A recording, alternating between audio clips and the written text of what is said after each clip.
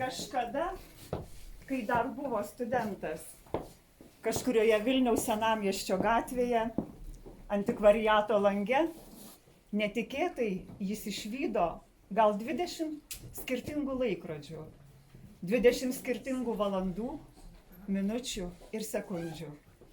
Ir tuomet jis prisiminė tą vieną vienintelį, tiksėjusi ant sienos tėvų namuose, išvydo, kaip tėvas rytais užtraukia sunkius žalvarinius svarščius, kad geltonų mėnulių puošta švytuoklė nė nemėgintų sustoti. Ir taip gera būdavo užmigti skambant toms valandoms ir pusvalandžiams.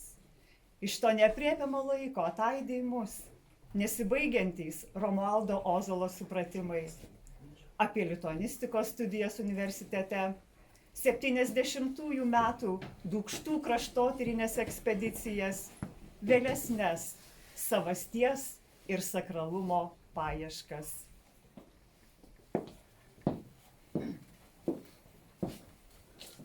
Atsigręžkime į 7-8 dešimtmetį ir prisiminkime kraštotyros sąjūdžio istoriją, kai Vilniaus universitete per pertraukas buvo dainuojama, į ekspediciją susirinkdavo per 100 žmonių, dar daugiau suburdavo žygeiviškos kelionės ir šventės. Istoriko to meto aprašymuose šiam judėjimui skiriama labai mažai vietos. Jis aptariamas kaip vieša kultūrinio gyvenimo alternatyva greta tuo pat metu plūstelėjusių vakarietiškos kultūros formų. Domėjimasis džiazu, hipių judėjimas. Kiek to meto tikrovėje buvo juntamas kraštotyros judėjimas? Kiek jis galėjo lemti aplinką? Ar buvo kokios kitos alternatyvos? Turiu pakankamą supratimą, kadangi pats esu apie tai mąstęs. Visa mūsų atsilaikymo programa buvo ir radosi iš mūsų pačių. Niekas mums jos neatnešė, niekas mums jos neįdėdė.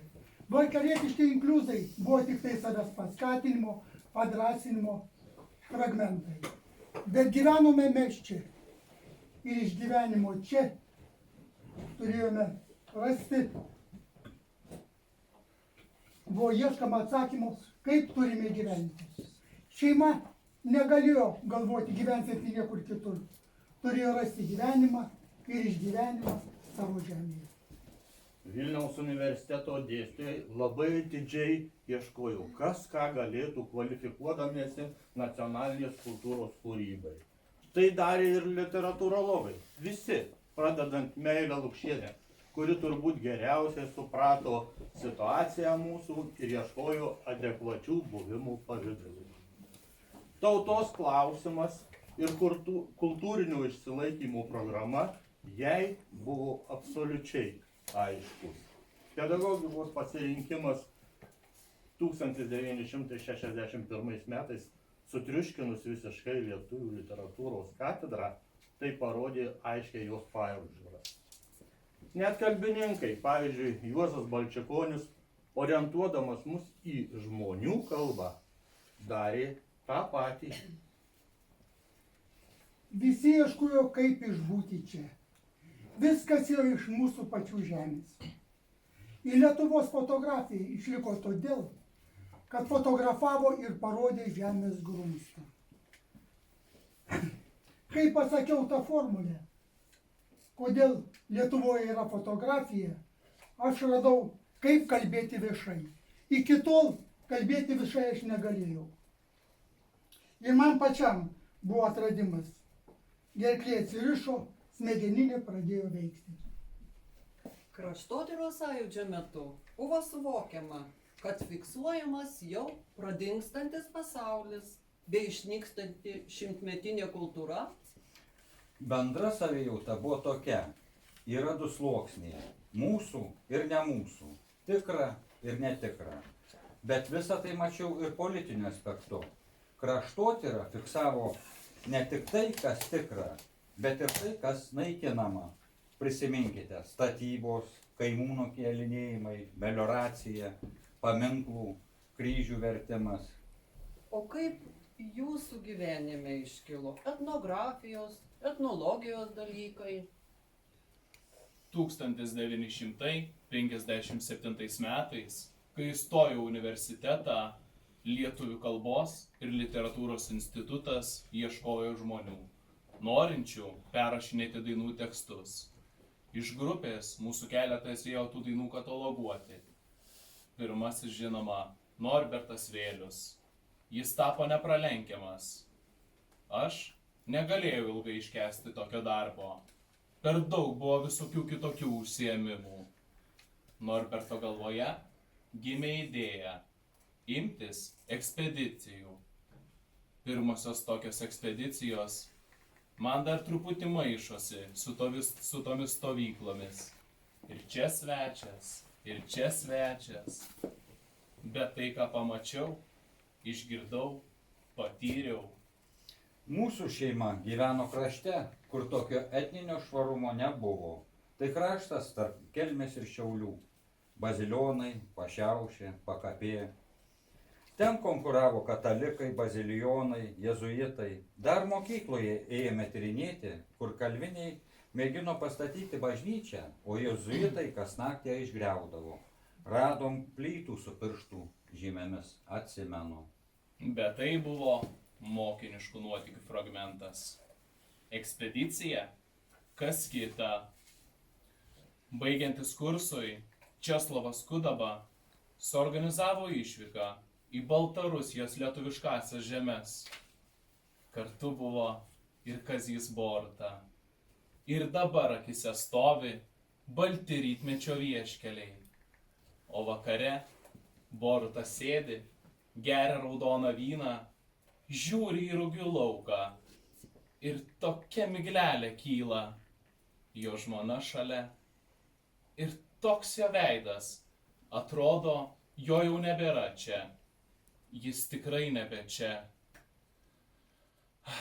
Tokia praradimo ir kančių istorija lydėjo visą gyvenimą ir mane. O darbas kraštotyros draugijoje, ar nebuvo rimtesnis užsikabinimas? Kraštotyros draugijoje mano darbas buvo laikinas. Ką gero nuveikiau, tai prisidėjau prie pirmo ir antro kraštotyros tomelių rengimo. 1965 metais jūsų iniciatyva Meno saviveikla virsta visiškai kitų leidinių – Kultūros barais, kuriam jūs kurį laiką vadovavote.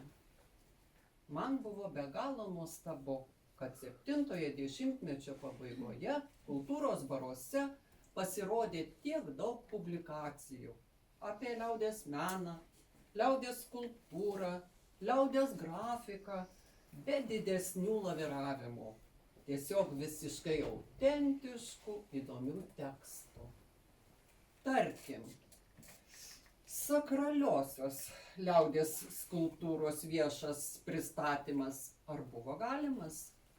Visiškai. Tik reikėjo pridėti. Pavyzdžiui, lenininis politikos nacionalinė transkripcija Lietuvoje. Tame kontekste buvo galima kalbėti apie viską, netgi apie pagonybę, kuri ir iš tikrųjų nebuvo visiškai sunaikinta. Jinai apie ją buvo kalbama, apie sąveiką, apie tai, kad pagonybė nebuvo nužudyta, kad jie atitinkamai veikė krikščionybę, lietuvišką katalikybę, kad tos kryžiaus saulutės buvo simbiozė. Galėjome rašyti apie visą liaudies meną. Tik viskas priklausė nuo analitikų, nuo menotyrininkų, kaip kas tą sugebės pateikti. Todėl Liongino Šepkos fenomeną visi sutiko su didžiausiu entuziazmu. Iš pradžių, aišku, buvo panaudojami visi autentiškieji seniai dalykai – Gedminas, Svirskis ir kiti. Kai pasirodė Lionginas Šepka, naujas anos tradicijos reiškėjas šiomis dienomis, visiems buvo didelis džiaugsmas. Šiems dalykams opozicijos nebuvo ir mes labai džiaugiamės, kad atsirado apie juos rašančių. Irena Kostkevičiūtė, Zita Žemaitytė, Ingrida Korsakaitė. Su kraštotyros tyrinėjimu vėrėsi nauji, rimti dalykai, o iki tol po Lietuvą beveik nevažinėta. Ar važinėta tik tai su kokio ansambliu, ar autobuso maršrutu, Šiauliai, Biržai. Nuo to laiko pradėjau važinėti po Lietuvą. Sėdu į autobusą, numatau, kur yra koks viešbutukas, kad būtų kur pernakvoti, ir paskui šmirinėju, fiksuoju, paveiksluoju. Poetiškai apie Lionginą Šepką, architektą. Žieminiai, žiemą, šaldamas pirštus ir širdį, jis drožė medines, už paukščių plunksnas lengvesnės, nežemiškų būtybių plunksnas, kad saulei tekant virš užšalusių laukų, jo sielos skrydis atsiplėšt galėtų nuo vargano gyvenimo. Sušalę pirštai ir metalo šaltis, kirvukas, peilis, 3 skalpeliai, ūmai pavirsdavęs į liepsną, kurioje iš liepos medžio vaškas sunkis, spalva vaškinė, tartum spiečiaus pakilusios sparnų šviesa, tas gausmas, stiklinis švilpesys, mirgėjimas prieš saulę. Bet tai ne viskas, tai tik paukščiai, nes buvo sodai, neįmanoma aprėpti širdimi. Ta nenusakoma gausa lapelių ir spyglių, taip pat lengvi grandinių viriniai. Ir tai ne viskas. Spindulių medinių lyg paauksuoti pluoštai, gaubiantys jo galvą. Ir išganytojo rankas pakeltas į dar nematomą Betliejaus žvaigždę. Ir pagaliau tas niekur niekad neregėtas jo raidynas, kurio tankmėj vien didžiosios ir taurios raidės. Mažųjų drožtis negalėjo, nes pažemint jam buvo nedrąsu bent vieną raidę. Vis dėlto, net šis nežemiškas raidynas tai buvo kelias į spindulių tankmėj ir lapų ošime, sparnų be svorių mirgesiai glūdusi, nemirtingumo šauksmą ar kvietimą, palikti žemėj tai, kas jai priklauso. Iš liepos medžių išskaptuotus kaulus, kaukolės ir grandines, palikti žemėj tai, kas mus prie žemės prirakinę laiko. Ekspedicijos, kelionės po Lietuvą. Ko jūs ten ieškojote? Irgi įdomu, gerbiamoji korespondentė. Ko ieškojau? Erdvių. Dūkštų ekspedicijoje man buvo leista ir pavesta būti lietuvišku erdvių tyrinėtoju. Kalvos, vieškeliai, sodybos kaip įsikomponavusios, miškai kaip atrodo, upės kaip teka ir panašiai. Kas yra lietuviškumas visą savo etnografinėme ir etnologinėme pasaulėvaizdyje? Kaip jisai iškyla prieš tave? Kas yra lemiami dalykai? Manau, kad kažką atradau. O gal tai prigimtinio, tradicinio ryšio su kraštovaizdžio atpažinimas? Jis atsinešamas iš namų, išlikęs literatūroje? Tik tai iš namų. Mes gyvenome gražiai kalvotoje Lietuvos dalyje. Už Bazilionų slėnėsi Dubysa. Dubysa fantastinė. Iš ten įsinešiau suvokimą, kad tai mano. Šitos erdvės kaip kažko iš prigimties labai svarbaus supratimas atėjo man su to Borutos parugėje vaizdu.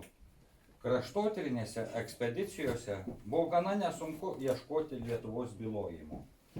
Jau buvau suvokęs istorijos klaidos konkrečiais objektais paliudijimo galimybės. Senos sodybos, kur yra išlikę seni pamatai, medžiai, nebėra net pamatų. Dvigubi keliukai, senkelis ir ištiesintas kelias. Ką kalbėti apie gamtos istorijos dalykus, upės vagas ir senvages, piliakalius ir pilkapius. Balti vieškeliai, kurie man balti vaikystėje, dabar grįžta į mane dar baltesni. Tada jie dar nėra tokie gražūs. tokie iš paslaptingų tolių ateinantys, į kuriuos traukia, į kuriuos aš ant dviračio kritęs lėkiu patirdamas tikros kelionės džiaugsmą. Tada jie dar neturi to istorinio išmatavimo, kurį įgyja iš Buročo fotografijų, senose Naujosios Romuvos komplektuose ar Lietuvos albumo puslapiuose. Tada jie dulkėti, kaip išvažiuojant iš auksučių, rudo, vandens balom nukloti ir pro juos išvažiuoti tikras menas.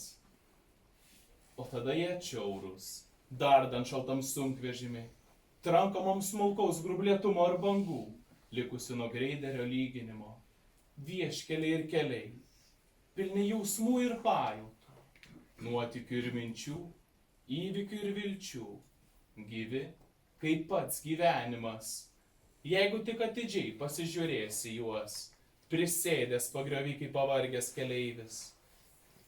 Betgi dabar jie ateina balti ir per vaikystę vedantis į istoriją, per istoriją į begalybę. Baltieji vieškeliai vaikystės atsiremia kažkur į pašiaušę vienoj pusėj, pakapė kitoj, iki kurių taip ir nespėta nuvažiuoti. Tiems vieškeliams taip ir liekant, neišsipildžiusių vilčių ir neįvykdytų užmojų vieškeliais. Saulė kepina juose, prakaitas varva, dviratis klimpsta ir traukia prie žemės. Kokie vieškeliai vesi praeitį tavo vaikus ir anūkus? Pilki, asfalto ar dar labiau plieniniai? Kaip prieš akis iškyla baltas vieškelis, žinau, tai mano nerimo pilnatvė. Kurie iškeliavo anapus žaros, paliko čia savo praeitį. Ji tebegyvena pavasario aromatuose, dygstančio žolės traškėjimu beldžiasi į mažų mūsų sielų langinės. Ji tiesia liaunas rankas pro vakaro unksmę. Ji kartais šoka virš raudonų debesų, kaip nuo šviesų šaltinio atskilęs spindulys. Mano jaunystės takais ji prišaukia atgalios visus mano gyvenimo nutikimus. Net valandas atmerktom akim sulauktas, net valandas saulėlydis sulaukus atmerktom akim, nevilties valandas ir didelis susitaikymo mirksnį, kai staiga pasirodė, jog visa tai laikina. Praeitis jau užpildo pasaulį, kuriame gyviesiems nebūtų vietos, jeigu jie turėtų regėjimą. Jos tokia graži kalba, kaip laukiniai balandžiai rytmetį, tačiau niekas jai atsakyti nemoka. Ji tokia vieniša, kurčių, nebylių ir aklųjų pasaulyje. Ji išsiilgusi mūsų. Ji laukia manęs, sėdėdama ant seno kluono akmens išarto pakluoniai, tarsi prieblandos moteris. Ji laukia manęs, kol ateisiu ir pati virsiu ją ir klausysiu jos begalinio senumo šnekos. Praeitis, ji vienodai gražiai kalbasi su manimi ir su deivėmis. Ji liuliuoja mūsų negimusius kūdikius ajerų tankmėje. Ji dainuoja, dainuoja, dainuoja nenusakoma muzika. Jos vibracija sustabdo geležies mašinas ir stumia tolyn nuo senų apleistų sodybų, sulėtina traukinių eismą ir priverčia turistų veidus, prisispaudus prie lango, žiūrėti į tolį. Praeitis, jis sumaišo griovimo principą ir kai kur palieka visai neliesta, tarsi švelnumo pilnas debesis čia pat virš žemės. Ji apgaubia, apglosto mūsų kūdikių veidus ir sugrįžta namo basi, karūnuoti praeities karūnomis tie, kuriuos ji pasirinko. Ji mano sesė, išėjusių praeitis. Ji keliasi jiems marga juosta, kaišytinę prijuostę, kelias grįžti atgalios. Vieniems iš auksinių dausų, kitiems iš bespalvių pasaulio. Ji geležinės voratinklių vadžios, galinčios sustabdyti riedančią laiko karietą ir įsėsti į ją amžinai. Labą dieną, mėlyjeji čia susirinkusieji, švęsti nepriklausomybės akto signatarą, filosofą Romualdo Ozolo gimtadienį. Gimtadienį švenčia visa Lietuva. Ir užvakar Seime buvo pristatytas, su džiugesiu rodau, 4. Romualdo Ozolo tomas. Tai Romualdo Ozolo paramos fondo ir Lietuvos Respublikos Seimo dovana Lietuvai. Visokių buvo paminėjimų, kad gal tai paskutinis, gal ne. Palinkėkim, kad tikrai tai nebūtų paskutinis jo atminėjimas. Taip pat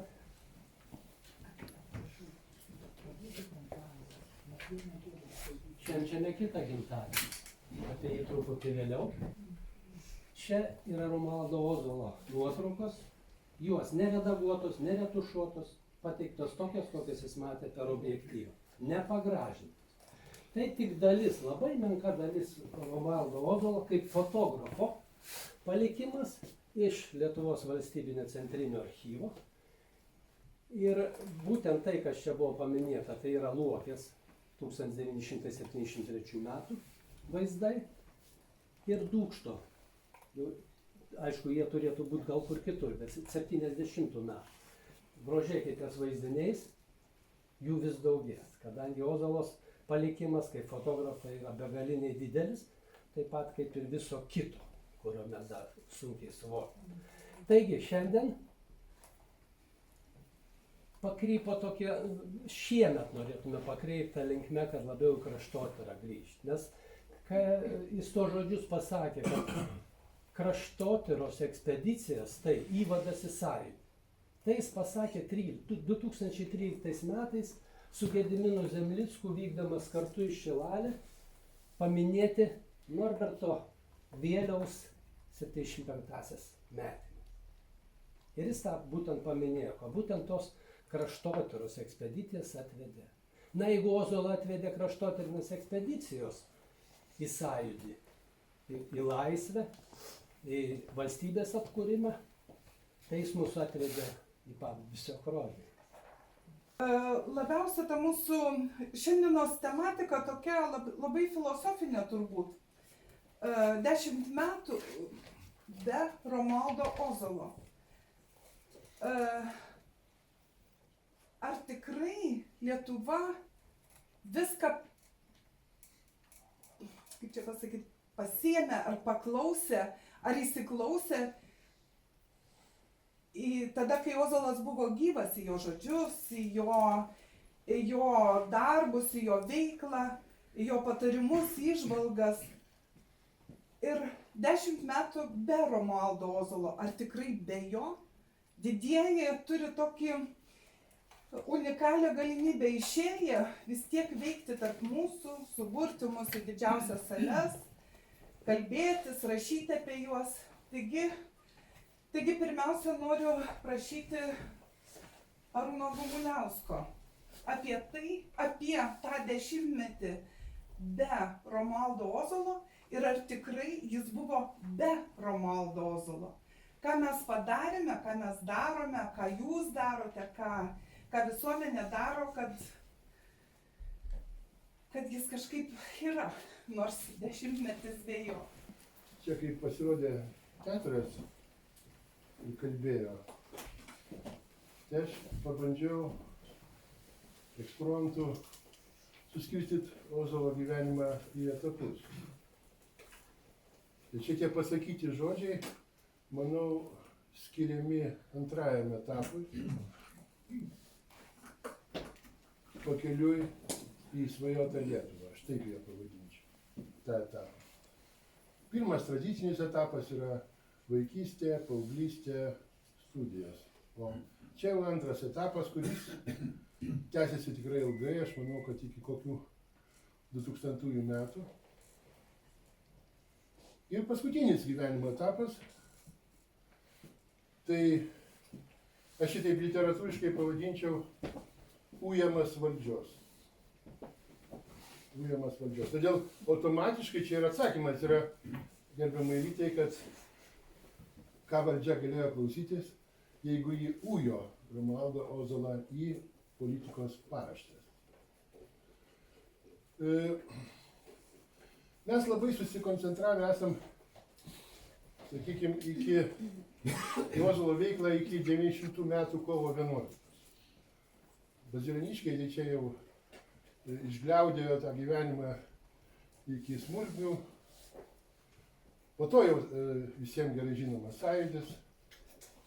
Bet kas po to vyko, o tai buvo labai svarbus dalykai, kas vyko. Tai aš norėčiau labai trumpai pašnekėti, kadangi kolega taip toli važiavo iš Vilniaus, tai aš jam suteiksiu daugiau laiko kalbėti. Tai aš keliais štrichais. Manau, kad labai Ozolas prisidėjo prie partinės sistemos formavimo Lietuvoje. Pradžia atsimenat, buvo tokie siaubingi susidūrimai. Landsbergis, Brazauskas. Ir jis tada sugalvojo, kad reikalinga trečia jėga, kuri amortizuotų tos susidūrimus. Ir taip atsirado pradžiai centro judėjimas, 92 beje Šiauliuose įkurtas, o po to 93 metais Centro sąjunga. Ir tas jo planas, manau, veikė. Pradžiai veikė ir pakankamai gerai. Romualdas surado naują veiklą.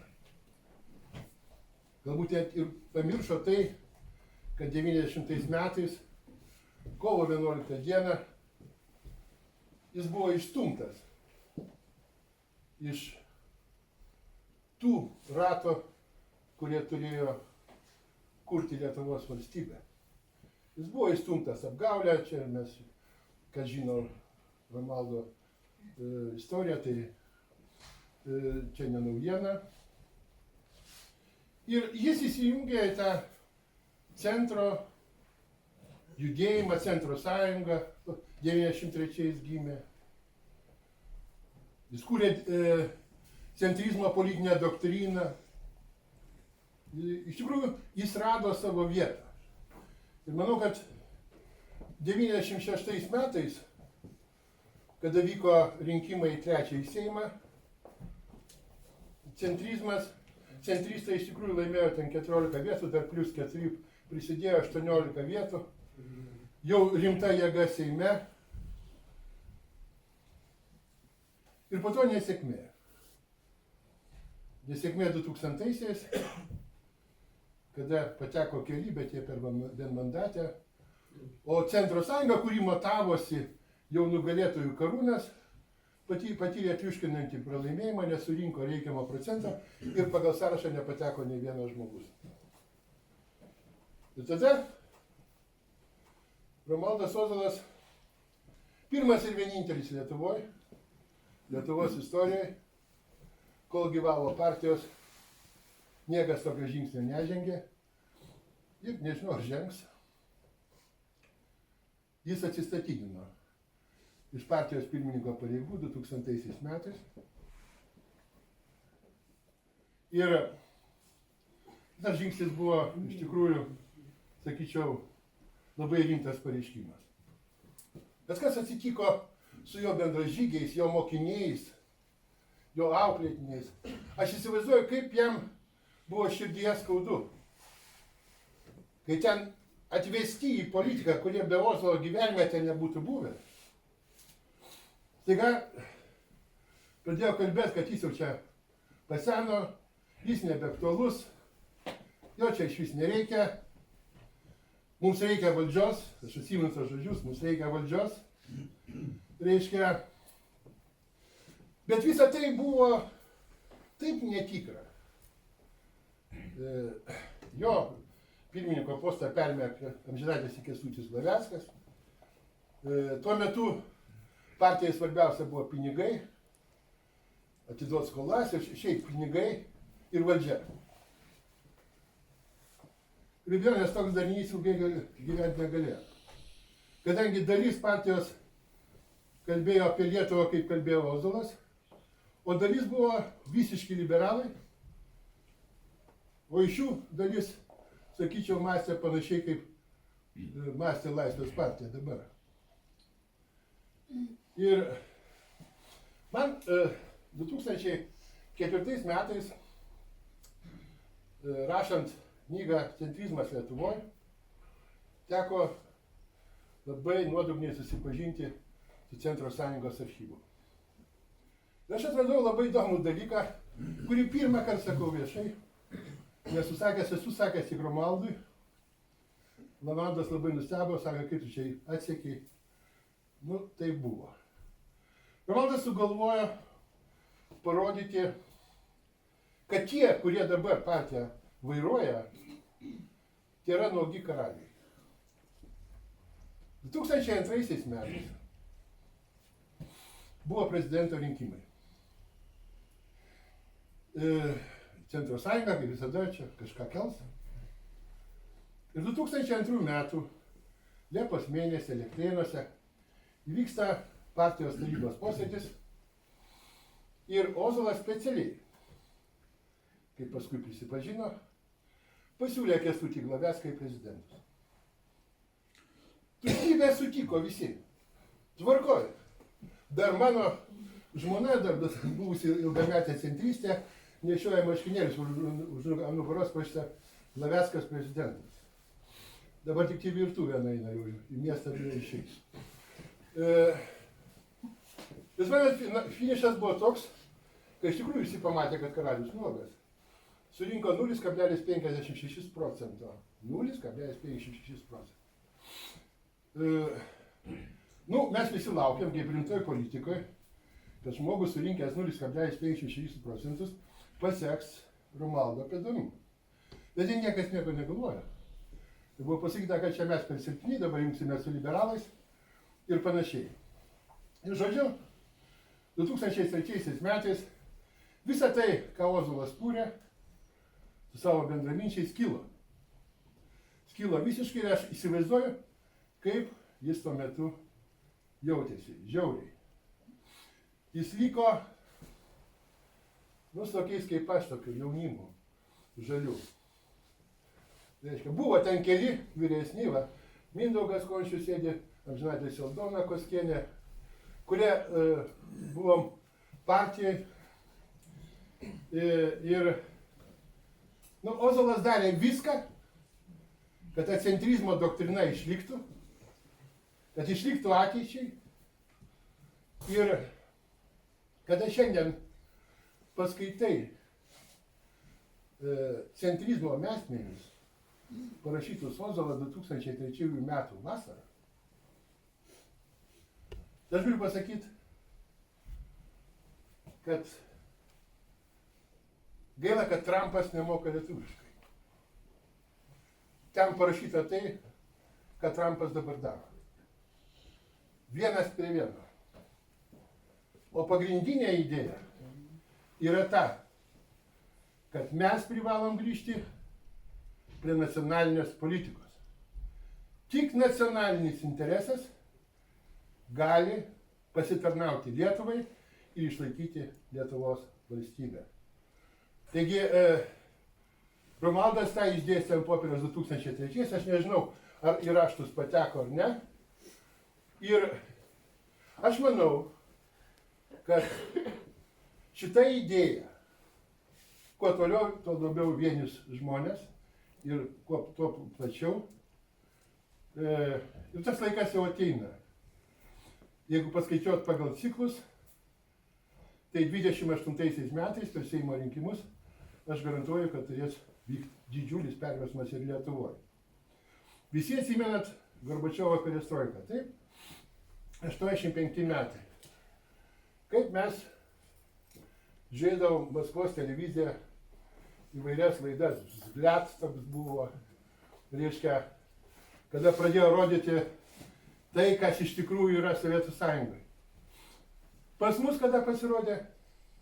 88. Po 3 metų.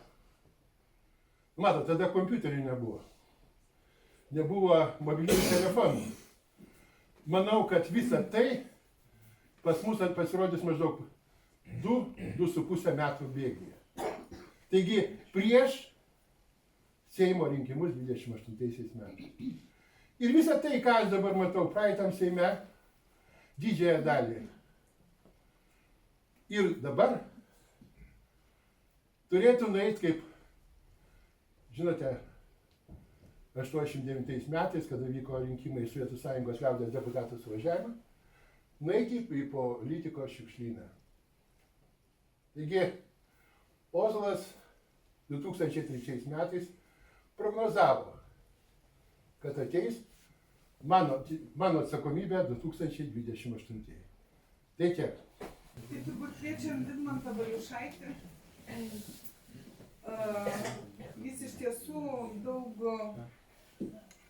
bendravo, dirbo tame pačiame Atgimimo laikraštyje redaktoriaus pavaduotoju ir jo matyt žvilgsnis iš Kauno į Ozolą buvo kitoks negu iš čia, iš Šiaulių arba iš Vilniaus. Tai kviečiam kalbėti apie tai, tas 10-metis be Romualdo Ozolo arba Lietuva su Romualdu Ozolu. Labas vakaras. Na, pirmiausia, aš noriu padėkoti už pakvietimą ir tikrai man čia nepelnyta garbė kalbėti, kreiptis į jūs, kai jūs patys turite tokias puikias pajėgas. Aš tikrai klausiausi nuoširdžiai, gėrėjausi jūsų teatro, visa kuo, pradedant apranga, nes tai irgi žmogus pasipuošęs atitinkamais, tai yra pagarba Romualdui, pagarba tiem žmonėm, kurie čia susirinkę. Na, jau nekalbu apie parengtas ištraukas. Tikrai buvo malonumas klausyti. Aš skaitydamas anksčiau kažkaip netkreipiau dėmesio į kalbos turtingumą. Jūs girdėjot, kokia kalba parašyta, koks žodynas, kada mes šiandien girdim žurnalistų, ten ypatingai sporto komentatorių, neįmanoma klausyti. O šičia kiekvienas žodis skamba, atrodo, poetas rašo. Jisai dvasiu ir buvo poetas, iš tikrųjų, reiškia, filosofas, nuotraukos. Jūs pažiūrėkit, koks minties aiškumas, kokia perspektyva, koks matymas Lietuvos. Tai visą šitą sudėjus, čia yra, jis įsirikiuoja į mūsų didžiausių filosofų, reiškia, seką. Šalkauskiu, Maceiną, Girnium, Juozu Girnium. Tai irgi stebėtina, tos filosofus skaitai ir aiški mintis. Paimi kitą filosofą, dažnai negali suprast, ką jis nori pasakyti. Ten suvelta mintis, vienas sakinys, pusė puslapio arba visas puslapis. O čia reiškia labai aiškus minties raiška. Tai didelė asmenybė liudija žmogų, taip sakant, ir jo dvasia papildo, raštus papildo fotografas, kuris, aš manau, kaip fotografas jis neatrastas iki šiol. Neatrastas. Tai va, o man, žinot, kad čia suteikta garbė kalbėti, čia Arūnas, tai tikras bendražygis. Aš nebuvau Centro Sąjungos narys, nedalyvavau politiniai veikloj, bet aš kaip žurnalistas, kaip Laisvos Europos korespondentas tuo metu, aš sekiau, aš dalyvavau steigiamajam suvažiavime, labai gerai prisimenu tą renginį, kur buvo surengta, atsimenu tą Centro Sąjungos pakilimą ir paskui tokį apgailėtiną nusileidimą. Dėkingas Arūnui už pakvietimas, aš irgi rašiau savo straipsnį. Pertrauksiu. Kaip sakai, nesusidė. Čia yra centrizmas Lietuvoje, apie tą knygutę, kur aš kalbėjau, 2004 metais. straipsnis Vidmantas Valiušaitis, centrizmo idėjos Juozo Brazaičio politinėje strategijoje egzodo metais, Brazaičio 100 metinių proga. Aš tą norėjau pasakyti, bet čia yra ne mano nuopelnas, čia Arūno nuopelnas, kai jis mane pakvietė, paprašė, aš tokią temą parašiau ir vėl nepelnytai buvau pagirtas, patekęs į tų garbingų žmonių ratą. Va, na, o mano paties pažintis su Romualdu prasidėjo sąjūdyje. Aš jo nepažinojau asmeniškai iki to laiko, bet aš jau buvau pastebėjęs kultūros barus, pastebėjęs tą žmogų, kad Ozolo tekstus verta skaityti. Ten yra turinio, yra apie ką, taip sakant, susimastyti ir aš visada jau nepraleisdavau tų progos. Na, o paskui buvo labai malonu susitikti Sąjūdžio Seime. Mes atvažiuodavom iš Kauno, tai ten tokių labai artimos draugystės ir žinot, nu, kai susirenki į renginį, tai ten labai daug kažkokių asmeniškų bendravimų, nėra daug progų, bet, reiškia, aš jau jo sekiau, mačiau jo politinės, taip sakant, pozicijas, jo argumentacijas įvairių dalykų ir man jis darė įspūdį. Na, Ozolas, kaip sakant, paveikė mane, kad aš apsigyvenau Vilniuje. Čia galima sakyti Ozolo dėka, dėl to, kad, reiškia, nu, ten buvo toks gyvenimo laikotarpis, kai buvau pakviestas į Klaipėdą, buvau pradėjęs dėstyti Klaipėdos universitete žurnalistiką. Nu ir ten visokių pagundų buvo keltis į Klaipėdą. Nu ir aš susitikau su Ozolu Vilniui, sakau, klausyk, ką daryti dabar, o reiškia, ten lyg ir darbas yra ir viso kito. Visai vienareikšmiškai, jokios kalbos, turi į Vilnių važiuoti ir, sakant, taškas. Nu ir paskui taip šeimoje pasišnekėjom su žmona ir žodžiu, sakau, žinai, vis dėlto gal tada važiuojam į Vilnių. Nu tai va, tai Ozolo buvo. Na, o jo sekiau tą tokią žurnalistinę veiklą. Vėl, reiškia, jinai, manau, nėra išryškinta iki galo ir jo vaidmuo galbūt nėra taip pabrėžtas, ką jis yra padaręs, pradedant apie tai atgimimą. Nu, reiškia, reikėtų pradėti nuo kultūros barų, tą kaitą, kaip padarė žmogus, reiškia, tos kultūros barus tokių mūsų reiškinių, sakyčiau. Didelė dalim Ozolo nuopelnas buvo. Na ir paskui kita pakopa buvo atgimimas.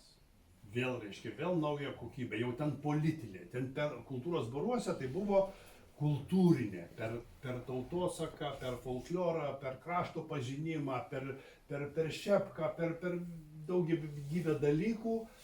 Jis, reiškia, atnešė į mūsų sąmonę naujom formom Lietuvą. O jau atgimimas buvo jau politinė artikuliacija, jau pozicijos, jau, reiškia, visa taktika mūsų ir veiklos galimybės ir taip sakant, ir taip toliau. Na, ir čia, manau, Arūnas teisingai pabrėžė apie tą jo išstumimą.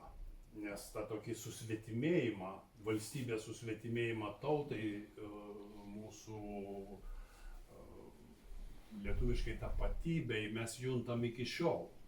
Reiškia, žmonės, reiškia, jie, kurie atstovauja, taip sakant, nacionalinį tokį interesą, istorinę sąmonę, savo tapatybės aišku artikuliavimą, jie geriausiu atveju distansuojamasi, blogesniu yra apskritai tie žmonės, reiškia, bandomi, taip sakant, tą cancel culture,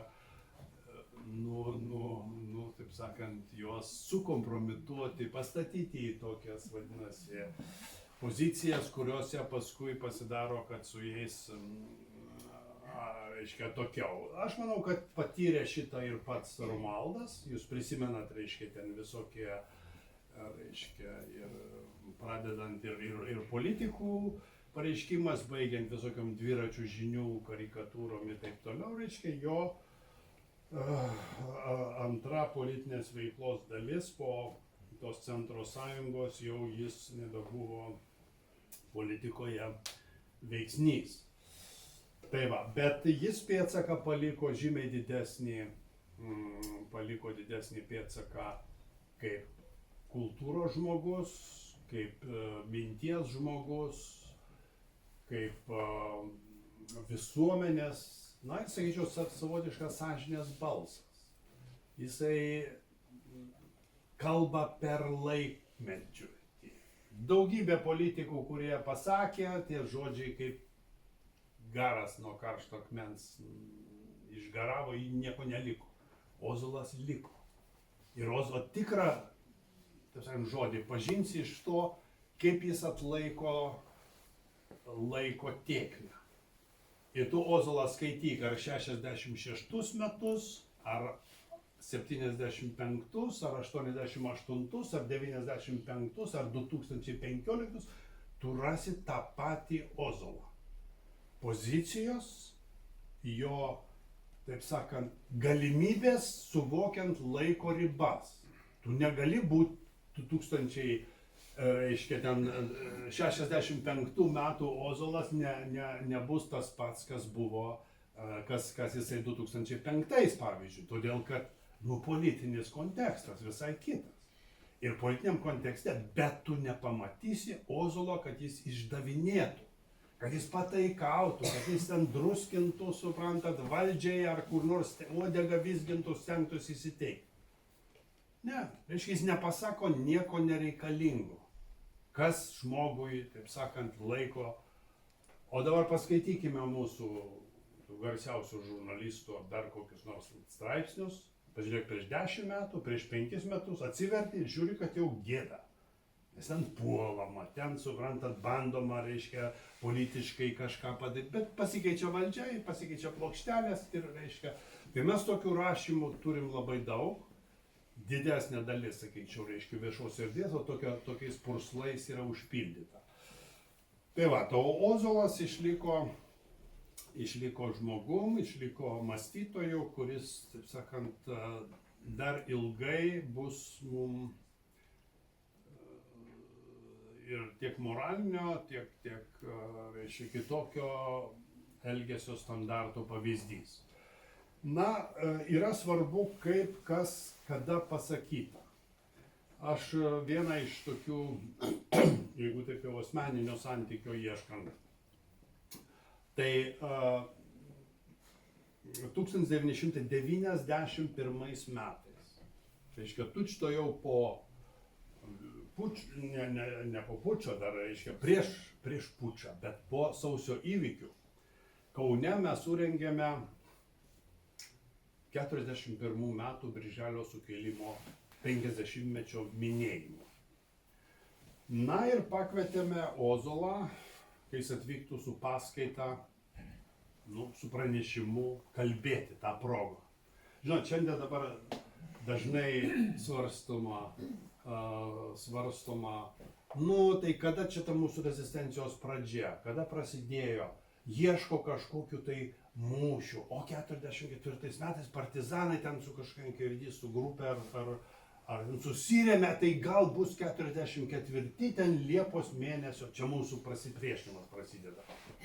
Tai Ozolas tada pasakė, mūsų pasipriešinimas yra 40 metų Birželio 15 diena. Okupacija ir čia prasideda mūsų rezistencija. O 41 metų Birželio sukilimas tai buvo apogėjus viso šito. Reiškia, situacija subrendo tokia, nugi nesąmonė būtų išeiti, kovoti, taip sakant, be valstybės, be vadovybės politinės, be resursų, be nieko išeiti kovoti su raudonąja armija. Neįmanoma. Tai reiškia, politiškai mąstant, tu turi laukti momento, kada yra prasmė aukotis, kada yra prasmė, taip sakant, rizikuoti viskuo, gyvybė, turtu, ateitim. Tai toks momentas galėjo būti aiškus dviejų didelių jėgų susidūrimo valandą. Buvo aišku, kad rusai su vokiečiais susirems. Tas jų Molotovo-Ribentropo paktas, čia laikinas, taip sakant, taktinis susitarimas, o tas neišvengia. Tai turim ruoštis. Turim ruoštis tą akimirką, sukilti, pastatyti abu okupantus prieš įvykusį faktą ir pabandyti, kas iš to išeis neaišku, bet jau bent yra proga. Lygiai tas pats 90 metais buvo. Irgi reiškia, reikėtų laukti progos. Negalėjai išeiti, reiškia. Ten daug rizikų buvo ir daug visokių, kaip sakant, dalykų, bet, reiškia, tą progą pabandėm, išnaudojom ir mes matom, kas, reiškia, kur mes atsidūrėm ir jeigu nebūtume tos progos išnaudojom. Nu, tai va, Baltarusija, Kazakstanas, taip toliau. Tai va, tai Ozolas ten buvo, atvyko į tą, jis tada buvo ministrės pirmininkės, Viceministras. Vicepremjeras ir, žinot, įtampa milžiniška. Atvažiavo išvargęs, taip sakant, iš veido matėsi, taip sakant, pajuodęs, be teksto, be jokio, kaip sakant, dalyko, bet atvažiavo paskutiniu momentu, reiškia, jam buvo tai svarbus dalykas, 50-mečio sukilimo minėjimo. Be jokio plano kalbėjo, kaip jis įpratęs, bet sistemiškai. Jo kalba, aš ją iššifravau, aš turėjau audio įrašą ir kada buvo čia jo mirties proga, aš ją paskelbiau Alkas portale.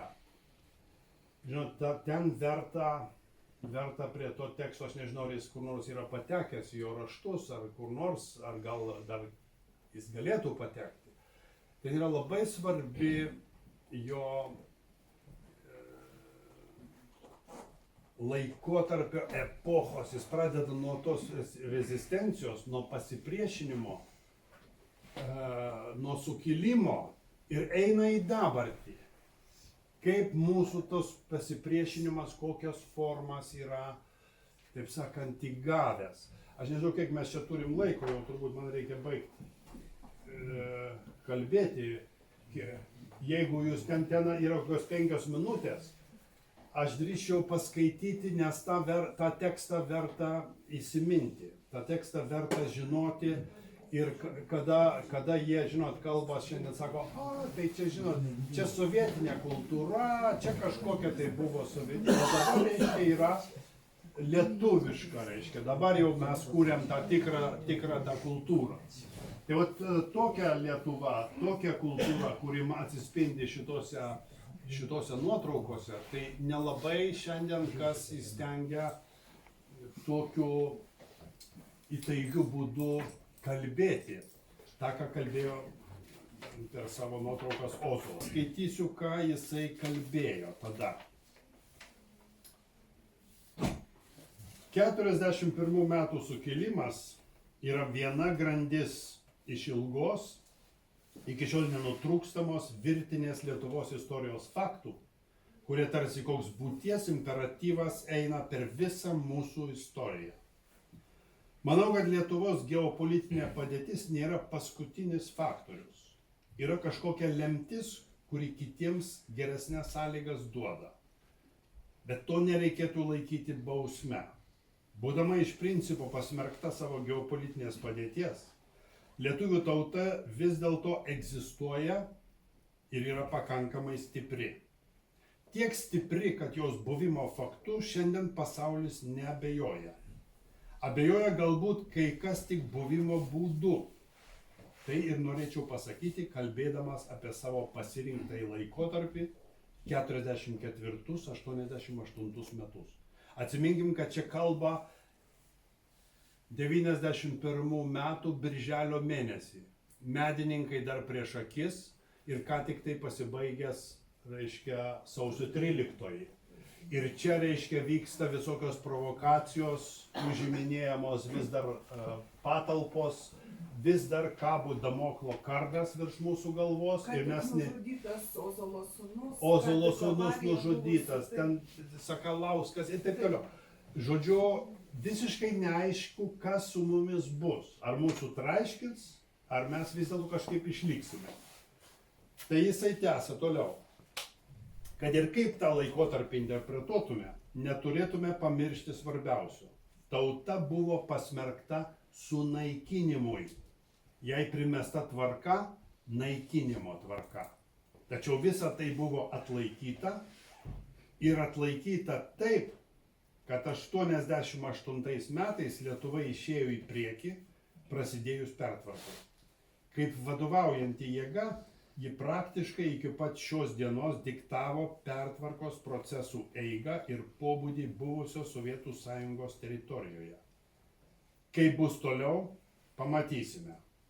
Todėl nenuostabu, kad lygindami dabartį su 41 metais galime rasti nemažai analogijų. Viena iš jų – gyvas tautos dvasinis pradas ir jo išraiška.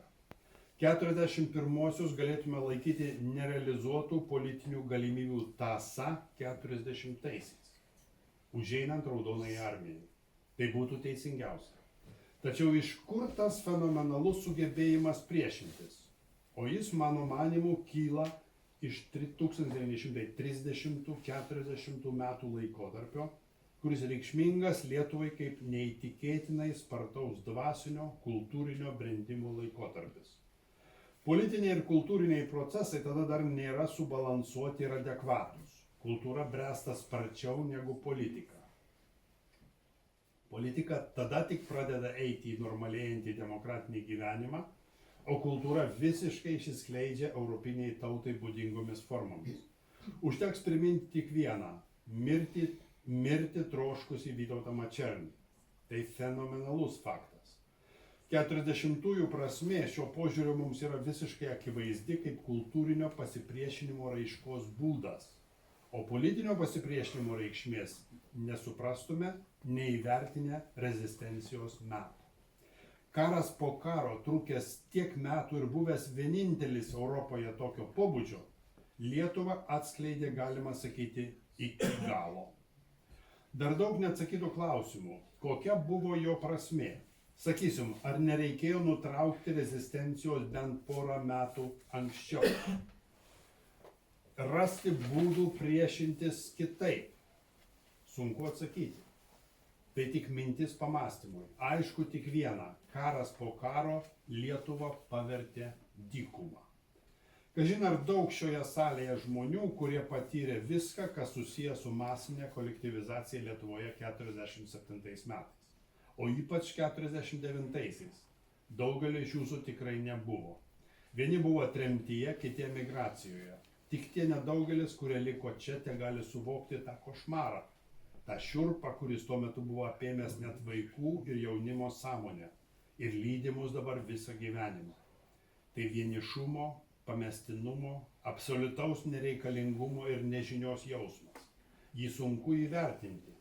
Apie tai negalima nekalbėti, jeigu norime reiškinius vertinti iš esmės. Kodėl vis dėlto 88 metais įvyko tai, kas įvyko? Lietuvoje 44 metais labai aiškiai mezgėsi ir plėtojosi du laikotarpiai. Pirmiausia, fizinio pasipriešinimo, tęsėsi iki 53-ųjų rezistencijos sunaikinimo. Ir po to jau grinai dvasinio priešinimosi erdvės. Šiose erdvėse būta keletos sluoksnių.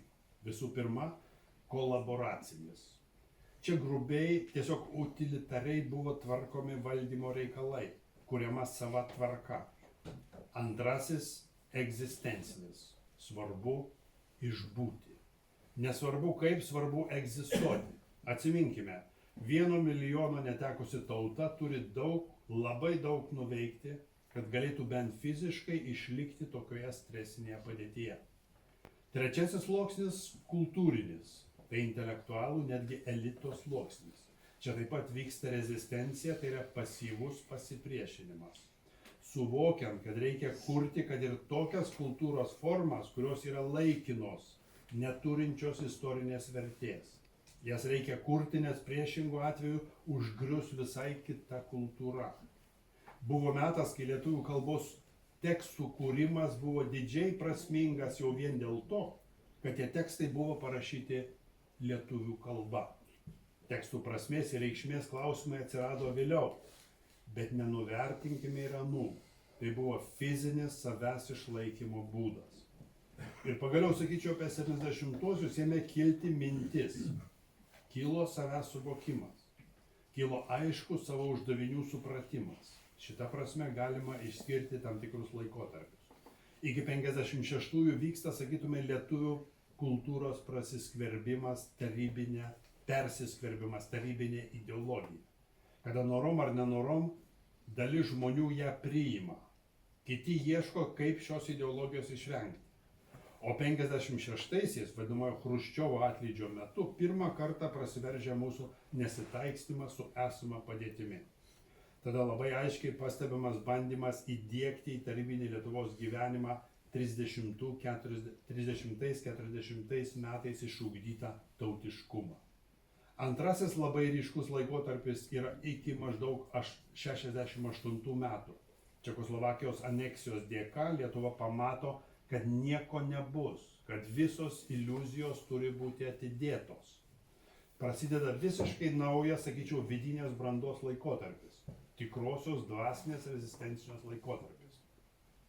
Sukuriama viena galingiausių rytų Europoje rezistencinė spauda.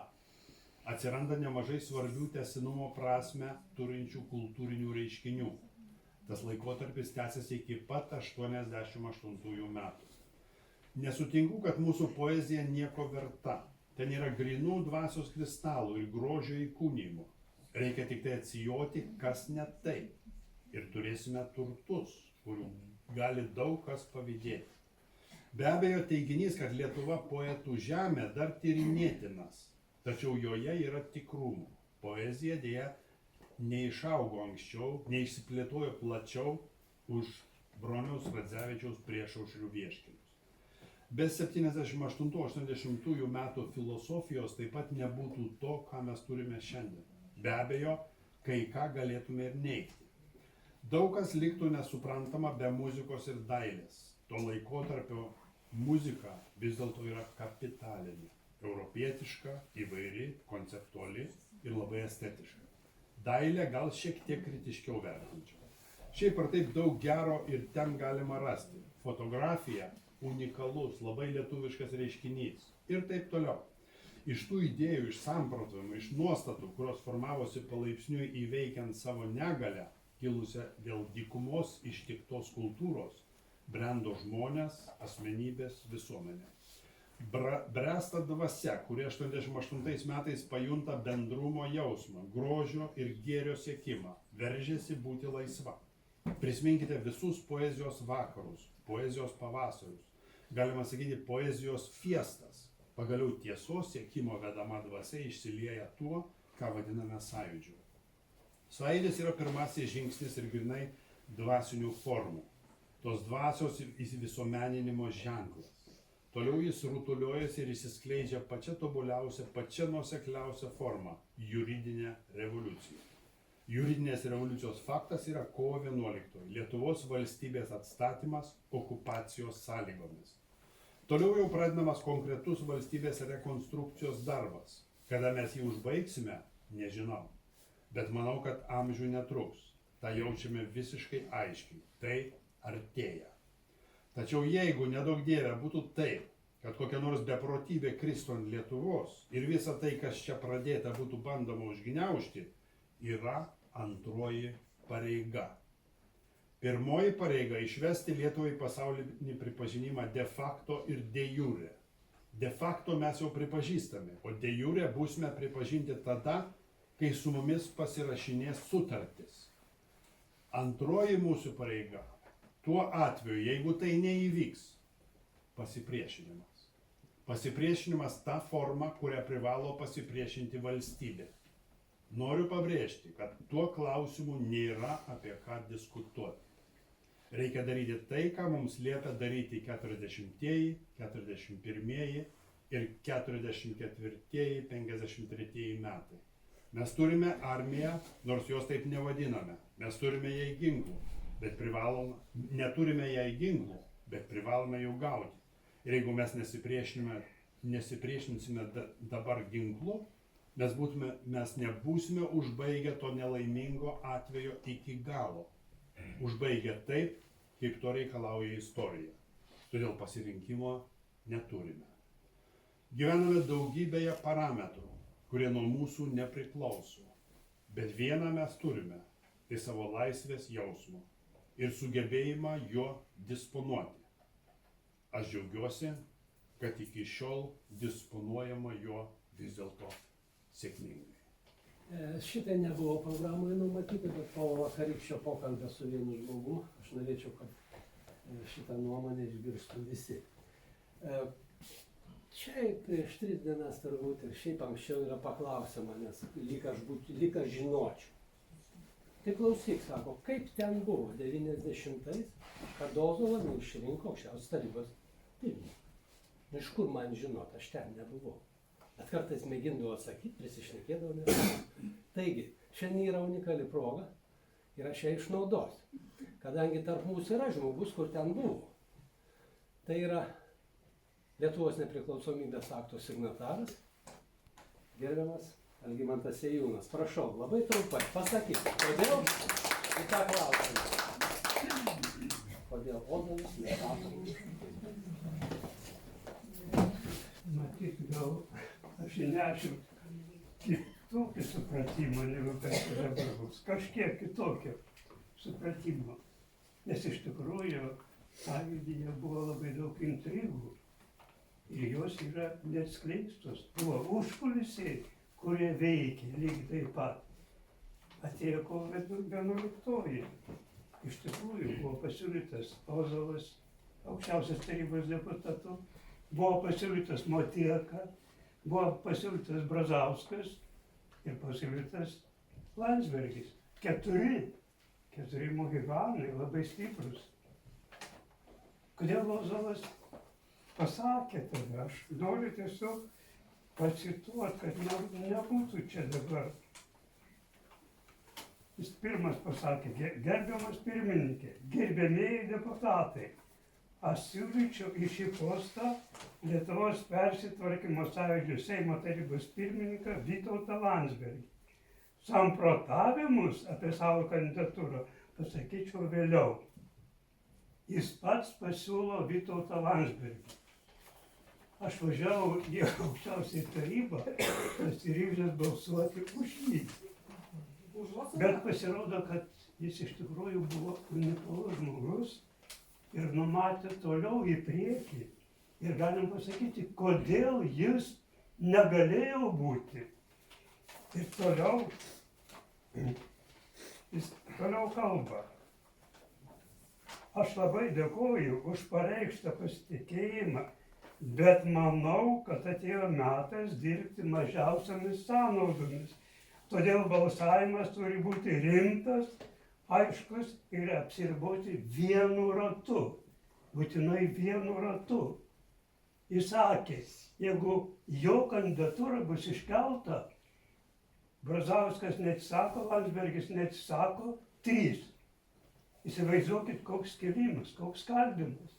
Praktiškai kovo 11 paaukojama, jos nebūtų įvykę, nes kovo 12 dieną vyksta TSRS liaudies deputatų suvažiavimas.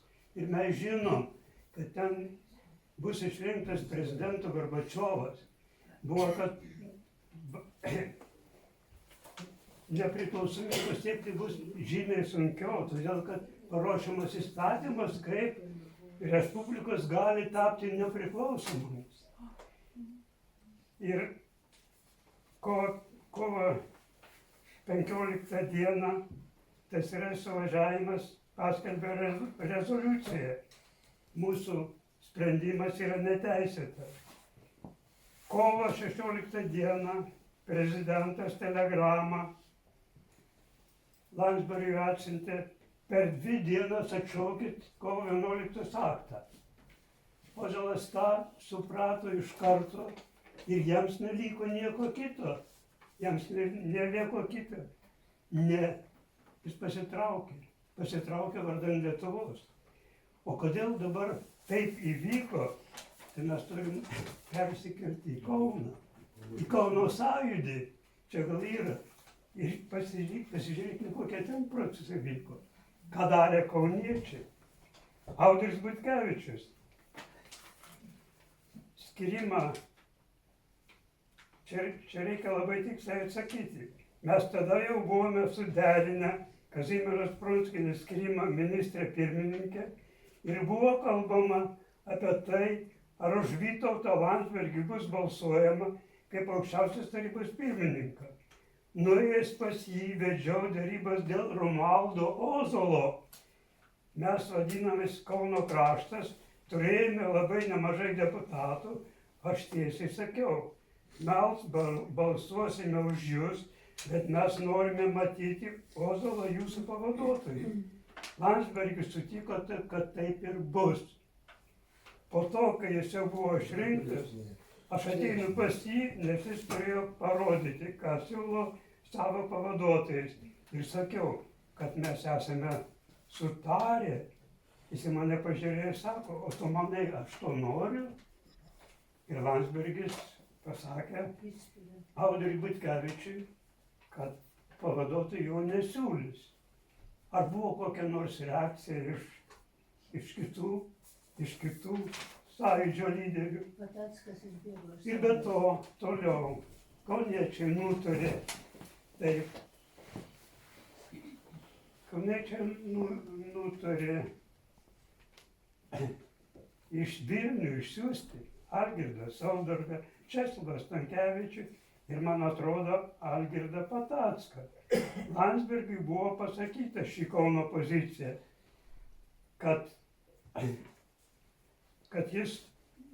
Landsbergiui buvo pasakyta šį Kauno poziciją, kad kauniečiai surinko 22 savo deputatus ir kad Landsbergiui yra labai svarbu turėti. Ir čia, aš nežinau, čia ir buvo visa ta intriga, kuri iš tikrųjų atskleista. Ir mes matom, kodėl taip įvyko. O iš tikrųjų, Sąjūdis iniciatyvinė grupė susikūrė vien iš Vilniečių. Vieni Vilniečiai. Čia nebuvo Lietuvos. Sąjūdžio Seimo taryba po to suvažiavimo buvo vėl iš vien Vilniečių. Aš nežinau, dabar žiūrėkit, kaip Vilnius klesti. Aš nežinau, pavyzdžiui, Amerika, kai kūrėsi sostinę, darė būtent ne tam mieste, kuriame darė visiškai atskirą. Dabar, kodėl dabar yra Vilniaus Respublika, Vilniaus valstybė. O to Ozolas, man atrodo, kad jis stovi kur kas aukščiau, negu kad čia dabar girdėjau. Jis yra Sąjūdžio lyderis, vienas iš pirmųjų, Sąjūdžio organizatorius. Birželio 2 dieną aš ten vaikščiau po Tauro kalną ir mačiau tą daubą. Ir kai skaitau, kad toj dauboj, birželio 2 dieną, jis su savo grupele susitiko ir jie nutarė, kad birželio 3 dieną bus sukurta iniciatyvinė grupė. Toliau jo žodžiuose yra, kad metų pabaigoj bus suruoštas suvažiavimas, priimta programa ir tada, sako, mano darbas tada ir pasibaigs. Bet tai čia jis atsistojo šalia Basanavičiaus, ne kas kitas, Basanavičius pradėjo. Čia pradėjo Ozolas. Man atrodo, jis atsistoja ne tik kaip filosofas, jis atsistoja kaip šitos valstybės kūrėjas, šalia kaip Basanavičius. Žiūrėkit, Basanavičius, koks likimas. Jis pasitraukė. Smetona buvo prezidentas, net neišrinko jo. O apie Sąjūdžio užkulisius yra, ten jau nedaug dievė, ten daug yra visokių intrigų, daug nesupratimų. Kauniečiai, pavyzdžiui, Tautos pažangos judėjimas, aš nežinau, bet Ir aš susidūriau su tautos pažangos įmonė. Tai aš va tiek įnešu, nebekalbėsiu daugiau, bet įnešu kažkokį pataisų. Arūno sureaguoti į tą jūsų... Algis čia viską teisingai pasakė, kadangi aš ten visus tos studijavęs, jau turbūt 30 metų. Iš vakaro buvo žinoma, kad pasiūlys Ozolą, Ozolas atsisakys Landsbergio naudai, bet Landsbergis siūlys Ozolą pavaduotojui. Tas buvo jau žinoma kovo 10 dieną. Tas klubas, kur buvo Sąjūdžio. Ten ir kauniečiai ten padarė spaudimą visiškai teisingai, iš tos detalės netkreipiau dėmesio. Ne kovo 10 anksčiau buvo žinoma. Nu, viskas buvo suderinta. Jo, buvo suderinta, kad nebūtų taip, kad du Sąjūdžio ir vienas komunistų, Brazauskas, tai vienas turi nusijimti ir laimėti rinkimus. Čia, paprasčiausia matematika. Ir visi tikėjosi, kad Ozolas bus pavaduotojas. Ir jis pasitikėjo. Ir kada pradėjo siūlyti, Botieką pasiūlė, Kuzmicką pasiūlė, ir čia Pataskas jau, Patasko atsiminimai. Pataskas jau visi laukė, kad čia dabar bus Romualdas Ozolas. Taip. Ir pasakė Stankevičius. Ir viskas to baigėsi, tai va aš tiek patikslinu. Algis čia viską labai teisingai pasakė, bet aš dar ir dokumentais patvirtinu. Iš Ozolo raštų skaičiau, tai dar ir tokį dalyką, kad išvakarėse pakvietė Landsbergis Ozolą, jie abudu susitiko ir nuvažiavo į kapus prie Basanavičiaus kapo ir prisiekė abudu, kad dirbs Lietuvos naudai ir kad iš tiesų Landsbergis pasižadėjo pakviesti į pavaduotoją.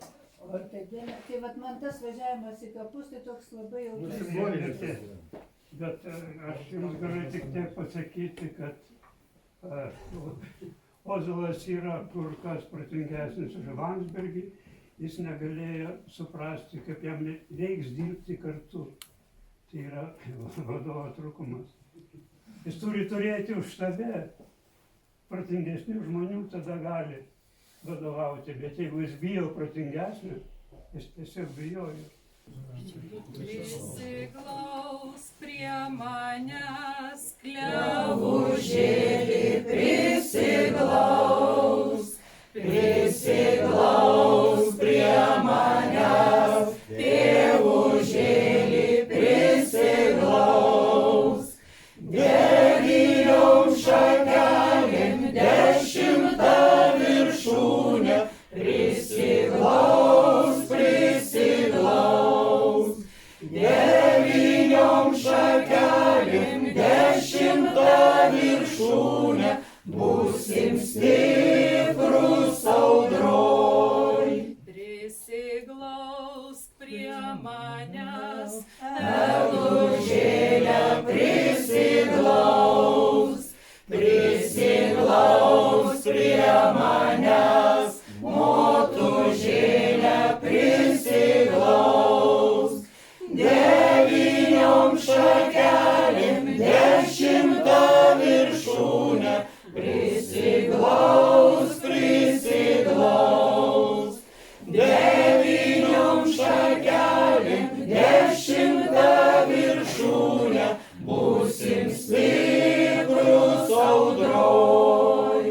Prisiglaus prie manęs, ąžuolėlį prisiglaus, prisiglaus prie manęs, brolužėlį prisiglaus, devyniom šakelėm 10 viršūnę prisiglaus, prisiglaus, devyniom šakelėm 10 viršūnę, būsim stiprus audroj. Prisiglaus prie manęs, liepužėlę prisiglaus, prisiglaus prie manęs.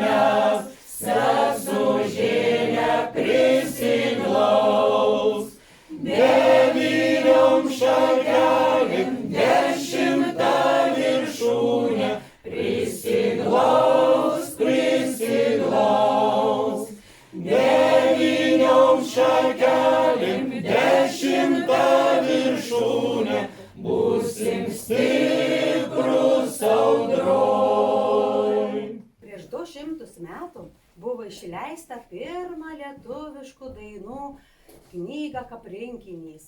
Ana išleido Martins Liudviks Rieza nuo Pajūrė Lietuvniks.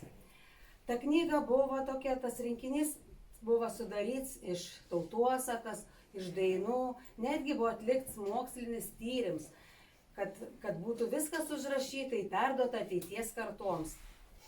Ta proga, minint tą sukaktį 200 metų, šie metai ir paskelbti minėtini lietuvių liaudies dainų metas. Į obelėlės vieną mėgstamiausių dainų irgi ir užrašyta Liudvika Riezas. Ana per tiek metų truputį pakėta ir labai plačiai dainuojama po visą Lietuvą. Mes padainuosime taip, kaip mes Ana dainuojam. Ir mysliju, kad kaip kvietime buvo parašyta, kad jūs obelėlė linksmins, tai dabar visi šypsomės ir dainuojam kartu. O tai diva, o tai naujinėlį, kad vasarą, ežeras sušala, kad vasarą, ežeras sušala. Kur girdėsma, juda judvėlelį, kur plukdysma, rodo vainikelį, kur plukdysma. Rūtų vainikel patekėja, skaičioji saulelė nutirpdina, ežerą ledėlį nutirpdina, ežerą ledėlį. Čia girdysma, juda judvėlelį, čia plukdysma, rūtų vainikelį, čia plukdysma, rūtų vainikelį.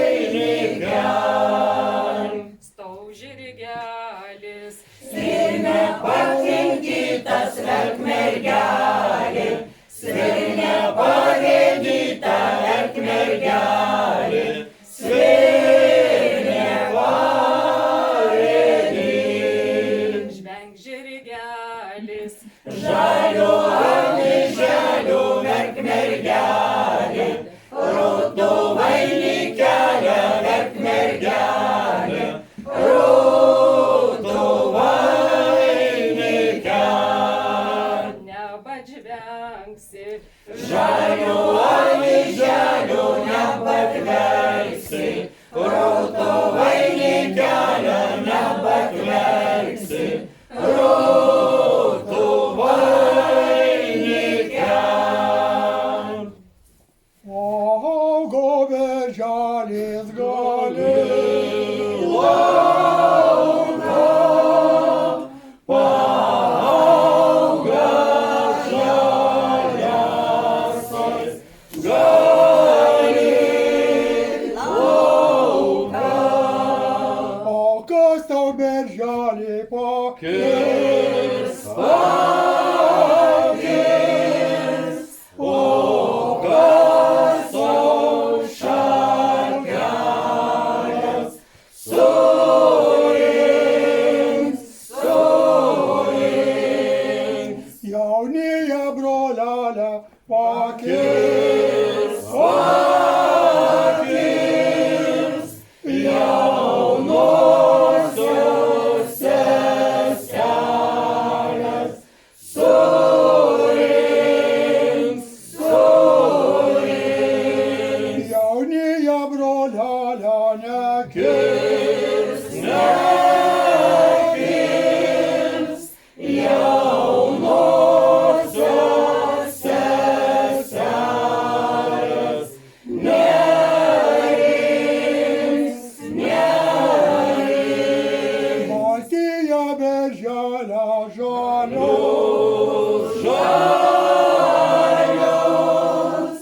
jaunėje brolelės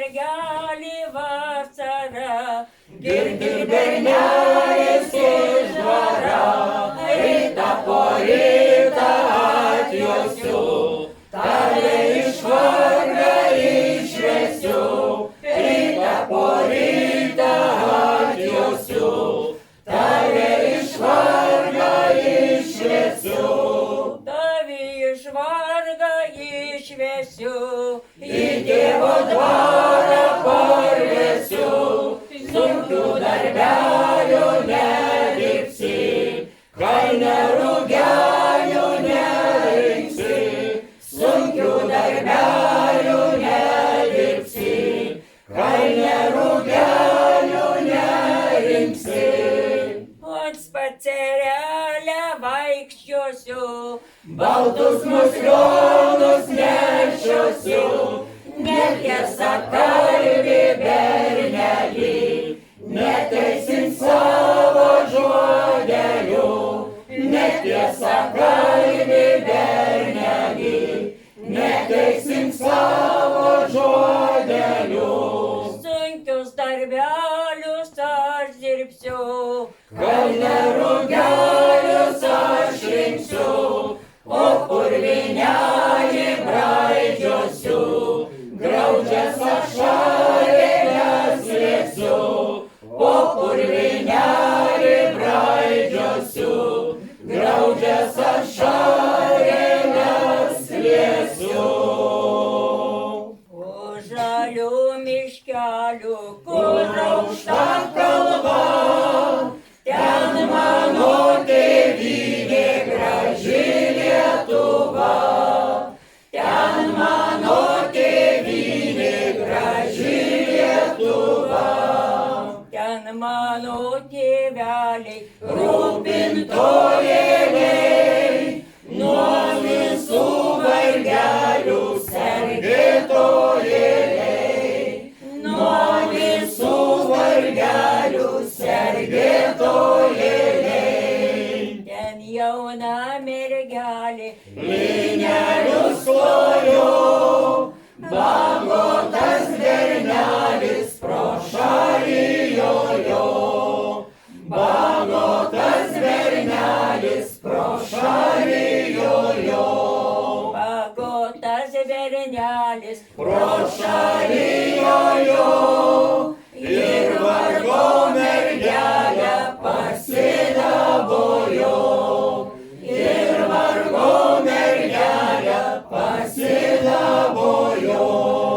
Man nereikia tavo didžio dvarelio, man užteks motulės mažo kraitelio, man užteks motulės mažo kraitelio.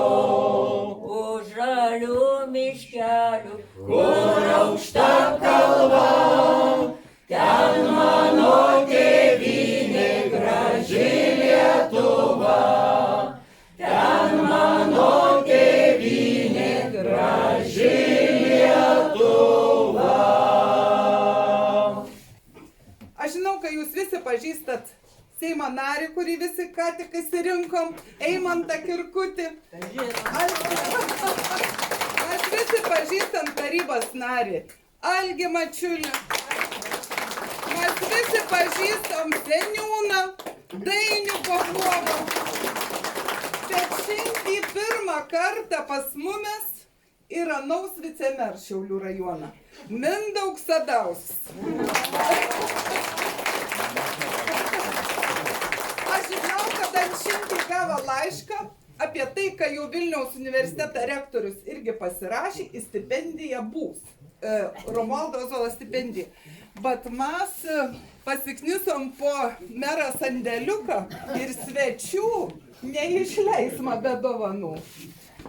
Vidmantai, iš viso širdies norim pasakyti, kad Šiaulių rajono savivaldybė yra tokia kultūringumą, kad va tiek va knygų per metus pafinansuoji. Tai jūs... Šilukų neleidžiam, knygas leidžiam. Tai čia jums, kad pažintumėt mūsų kraštą, nes atvežtas žmogus pirmą kartą pas mumis. Tai va, tu pirmą kartą. Tai būkit pažįstami, tu bet reikalui tysiai pas Mindaugą 304 kabinetas. Neišduokit garsiai, nes po to lieka. Iš tiesų ačiū už tai, kad mane čia pakvietėt ir vakar turėjau tikrai didelę garbę dalyvauti Vilniuje šventėje, kurią praeitais metais visa Lietuva apturėjo. Tai šventė, tai vadinasi dokumentinis filmas apie mūsų 100-mečio dainų šventę. Ir šiandien jūs atkėlėt mane vėl čia, į tą šventę, tą folklorą, tą mūsų lietuvišką palikimą. Ir vakaras spurdėjo širdis, šiandien taip pat spurda ir jaudinosi. Ir supratau, kad, kaip pasakė, kad būtent mūsų dainų šventė tai buvo tokia maža rezistencinė kova prieš tą priespaudą dainoje. Ką šiandien girdėjau apie gerbiamą Ozolą amžinatilsį. Tai buvo tas rezistentas, kuris taip pat tyliai kovojo. Ir supratau vieną, kad pagrindinis tikslas jam buvo Lietuva, nepaisant jo pareigų, turtų. Tai puoselėkim tą Lietuvą, išsaugokim ją ir aš žinau vieną, nepažinojau Ozolo, nebuvau sąjūdyje, realiai ir nedalyvavau tose judėjimuose, bet žinau vieną, kad aš, kaip tos modernios Lietuvos, kurią atnešė sąjūdžio žmonės, mums tą laisvę turiu saugoti. Savo vaikams. Gražios šventės. Ačiū. Gražiai pradėjai, prašom gražiai užbaigti. Šiandien, kadangi yra Romualdo Ozolo gimtadienis, tai kaip visada mes gimtadienį gyvo per ilgus metus. Vicemeru noriu pasakyti, kad Obelėlė folkloro ansamblis Vilniuje koncertavo Pilies gatvėje, kur daugiausia užsieniečių vaikšto, kur ten visi labai stebėjosi, žiūrėjo į mus ir labai daug sulaukėm palaikymų ir aplodismentų. O teatras, kuris pirmas pasirodė, buvo kaip atgyjusiuose menėse Valdovų rūmuose. Visi abu šie kolektyvai, kurie šiandien čia buvo ir Vilniuje, toje dainų šventėje. Taip, o dabar mes, Ozolas, kadangi mūsų krašte jisai amžinai bus gyvas, tai mes jam ir padainuosim. Gyvuokime, gyvuokime per ilgus metus, gyvuokime, gyvuokime per ilgus metus.